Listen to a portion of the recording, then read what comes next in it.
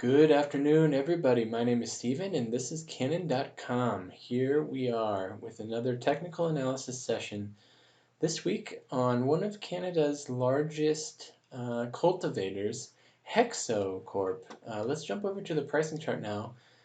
HEXO, listed both in Canada and down here in the United States. They're one of the largest, maybe top 3, top 5 cultivators in Canada with some pretty strong brands.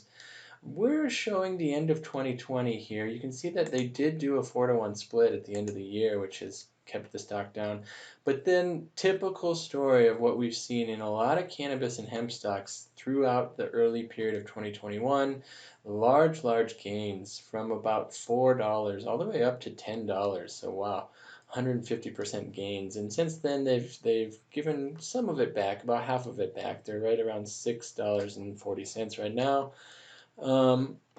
What's going to happen? Is this going to continue to go down, or are we going to regain some of those? Let's zoom in a little bit. They did have an earnings call mid-March, far below where they were. You can see estimates were minus 0.04, and they came back at minus 10. So that's definitely putting some negative pressure on the stock here.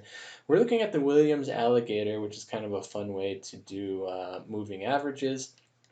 As the alligator opens his mouth, the short-term averages are the lips, the long-term averages is the jaw, medium is the teeth. So as he opens his mouth, he's going to eat profits.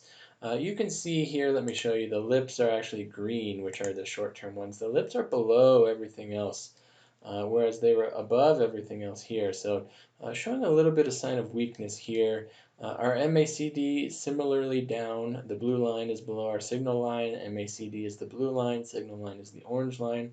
We're below the signal line. That's a sign of weakness. We're below 0, also a sign of weakness. You can see it's been pretty weak for this entire period since February, mid-February. The commodity channel index similarly pretty weak, around minus 68.9. Again, this is positive 100 and minus 100 here on the boundaries, so definitely in the negative territory. Weak. So you can kind of see what's going to happen here in the short term. Pay close attention to the technical analysis and the fundamental analysis this week. There are some things that are definitely showing signs of positivity in the long term. And pay close attention to the overall score that we give Hexo this week, because it's one of the more interesting stocks. They did grab Zenabis, and there are some other things that they're doing that could save this short-term picture.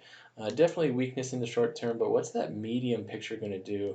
M&A activity is really heating up and should dominate the rest of the news in 2021, and we think Hexo is going to continue along that trend. So thank you for joining us for another technical analysis. Please leave your own analyses in the comments and let us know if you see something or if you'd like us to see something. Thank you very much. Happy trading, everybody.